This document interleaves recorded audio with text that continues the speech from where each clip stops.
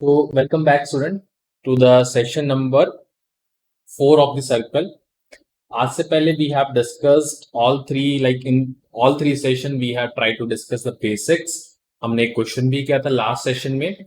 The question was basically to give you the like a basics से आपको introduce करवाना. So without wasting much time, I'm going to start today's session. ठीक है, देखो what the question says. Find the equation of a circle of radius 10 whose center lies on x-axis and passes through the point 4,6. देखो बड़ी simple सी बात है. थोड़ा सा पहले रफ डायग्राम बना देता हूं. एक्स एक्सिस पे सेंटर लाई कर रहा है तो कहीं ना कहीं a,0 नेगेटिव भी हो सकता है, बट ठीक है, एक बार के लिए a,0 मांग लिया. एंड पासेस थ्रू 4,6, एक पॉइंट भी दिया हुआ है. तो एक बात है, अगर उसका सेंटर a,0 पे लाई कर रहा है, दो तीन चीजें कर सकते हैं. वैसे तो हम यहाँ पर रेडियस ऑलरेडी दिया हुआ है, तो जो इसकी स्टैंडर्ड फॉर्म होती है, यानी कि x माइनस ए का whole square plus y minus 0 का होल स्क्वायर, यानी कि y स्क्वायर ही आ जाएगा, इक्वल टू आर स्क्वायर, जो कि आपका होगा 10 का स्क्वायर. इसमें बस मैं ये पॉइंट पुट कर देता हूं, यानी कि एक्स वाई की जगह, क्योंकि दिया हुआ ना कि 4,6 से पास कर रहा है, तो x की जगह 4 और y की जगह 6 पुट करने से मुझे a की वैल्यू मिल जाएगी. बस फिर मेरी इक्वेशन आ गई. That's all. क्या करूंगा, जब मैं 4 पुट करूंगा तो 4 माइनस a का होल स्क्वायर प्लस 6 स्क्वायर यानी कि 36, और यहां पर राइट हैंड साइड आपका 100 आ जाएगा. 4 माइनस a 64 हो जाएगा, मतलब इसका होल स्क्वायर. और आप कह सकते हो 4 माइनस a की दो वैल्यू आ रही है, प्लस माइनस 8. जब 4 माइनस ए को 8 लोगे एक वैल्यू आएगी. 4 माइनस ए को जब आप, बड़ा कर देता हूं, माइनस 8 लोगे एक वैल्यू आएगी.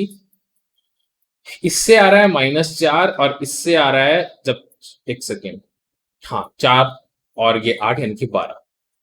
तो 2a, यानी कि सेंटर, जो मतलब ऐसे दो सर्कल पॉसिबल हैं जो हमारी given condition in the question को सेटिस्फाई करें. पहली चीज क्या है कि हमारा a -4 होगा और दूसरा a 12. Sure, that's one thing. अब एक चीज को और ध्यान दो आप, बस यही है. अब तो आप बैक पुट कर सकते हो, यानी कि यहां से जब पुट करोगे आपका आंसर आ जाएगा. ठीक है, I am not going to rewrite the things. अगर आपको करना हो तो बस सिंपल ऐसा ही लिखोगे आप, x प्लस 4 का whole square plus Y square equal to 10 square. एक इक्वेशन ये पॉसिबल है, और एक अभी कितना 12 आया था, यानी कि x माइनस 12 का 12 पॉजिटिव में था ना, plus Y square is equal to 10 square. तो ये दो इक्वेशन पॉसिबल है. जनरल ऑप्शन पे डिपेंड करेगा, उसके हिसाब से आप कन्वर्ट कर सकते हो. स्टैंडर्ड फॉर्म में दी है, जनरल में दी. जनरल देखो कन्वर्ट कुछ नहीं, इसको खोलते ही है होल स्क्वायर को. ठीक है, खोलने से क्या है, जनरल फॉर्म आ जाता है. ठीक है, उसमें आपको वो ध्यान रखना है कि आप राइट हैंड साइड में कुछ ना रखो, सब कुछ लेफ्ट हैंड साइड में ले जाओ. ठीक, चलो अब ध्यान देते हैं हम हमारा क्वेश्चन नंबर, एक सेकेंड, नेक्स्ट पे. चलो सेकंड हो गया ना, ग्रेट. क्वेश्चन नंबर, अगर मैं बात करूं तो second, find the equation of radius K. Okay, great. ये प्री रिटन सॉल्यूशन है, सेम तरीके से किया गया है. इन्होंने सी ए रेडियस वैसे निकाल लिया. ठीक है, कि एक अगर पॉइंट है तो ए से सेंटर से उसका डिस्टेंस 4,6 कोई पॉइंट है, वो लॉजिक यूज कर लिया. मैंने डायरेक्टली इक्वेशन यूज करी थी, हालांकि इक्वेशन भी डिस्टेंस फॉर्मूला से डिराइव होती है. ठीक है, दैट्स डिपेंड. और ये आप देख सकते हैं final solutions.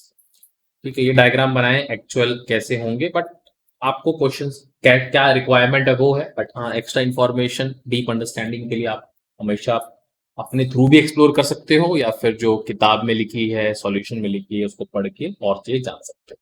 But in the real examination what is required, you to find that only without wasting much time in the question. चल, इलिस्ट्रेशन नंबर 3 बोलता है, find the equation of circle concentric with the circle this passes through this. Concentric circle में जैसे ये आपको general form दी गई है. एक तो अप्रोच है कि सीधी सी बात बोलूं मैं, जो कॉन्सेंट्रिक सर्कल आएगा, यानी कि उसका सेंटर, कॉन्सेंट्रिक सर्कल की डेफिनेशन ये होती है कि सेंटर से रेडियस तो वेरी करेगा ऑब्वियसली. तो दो तीन अप्रोच है, मैं g square plus f square minus c वाला यूज करके वहां से मतलब सी की वैल्यू निकाल सकता हूँ, क्योंकि सी एफ ऑलरेडी दिया गया है और वो सी कांस्टेंट होगा। ठीक है, और एक चीज और आप खुद भी ध्यान दो, तो जो कॉन्सेंट्रिक सर्कल होगा वो कुछ ऐसा दिखेगा, क्योंकि सेंटर सेम है और ये दोनों कोऑर्डिनेट, एक्स का कॉफिशिएंट हो या वाई का कॉफिशिएंट हो, इसी से सेंटर डिसाइड होता है। माइनस जी का माइनस एफ सेंटर होता है, plus C equal to zero, मतलब सी ही एक इकलौता चीज होगा जो वेरी करेगा कॉन्सेंट्रिक सर्कल।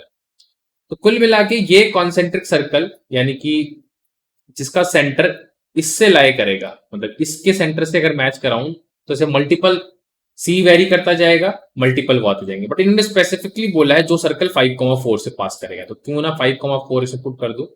ठीक है, वैसे सी के इन्फाइनाइट वैल्यूज यानी कि इन्फाइनाइट कॉन्सेंट्रिक सर्कल बनेगा, बट हमें स्पेसिफिकली वो निकालना है, तो 5,4 इसमें पुट करो। ठीक है, ये थोड़ा सोचने के तरीके हैं, ताकि मैं बिल्कुल स्ट्रेट फॉरवर्ड फॉर्मूला और ये सब चीजें नहीं बता रहा जानबूझ के, वो आप तो कर लोगे, but this is also very important to understand. चलो, अब कुछ नहीं है, बस आपको x को पुट करना है और y को, तो x पुट करोगे 25 यहां पर, y यानी कि 16 प्लस 4 इंटू 5 20, और ये आपका हो जाएगा 24 plus c equal to 0, C negative में आएगा ऑब्वियसली, ये हो जाएगा 39 41 51 61 61 और 65 75 85, यानी कि c की वैल्यू -85, जिसको मैं यहां पुट कर दूंगा, मुझे answer, that's all, easy question. ठीक है, यहां पर लिखा है कांस्टेंट टर्म, ऑब्वियसली वो सी मैंने बोला कांस्टेंट टर्म, कॉन्सेंट्रिक सर्कल के लिए के की वैल्यू -85 आई जो कांस्टेंट टर्म मानी थी, पुट बैक कर दी, आंसर आ गया। देखो मेरे सॉल्यूशंस और टीचिंग में भी ये अप्रोच रहेगी to save the maximum time, deep understanding we will be doing, but to save the time, so कोई कहीं ना कहीं, जैसे आपको याद हो फर्स्ट क्वेश्चन जो हमने किया था इन दिस चैप्टर, वहां मैंने, मुझे पता है क्लास 10th में आप दो इक्वेशन को सॉल्व करना सीख लेंगे without just properly writing and solving to get the x and by elimination method or whatever. I just directly use the pre-written solution to explain. यहाँ explain करना है, practice, practice and practice will help you to give the rank and like get the good marks.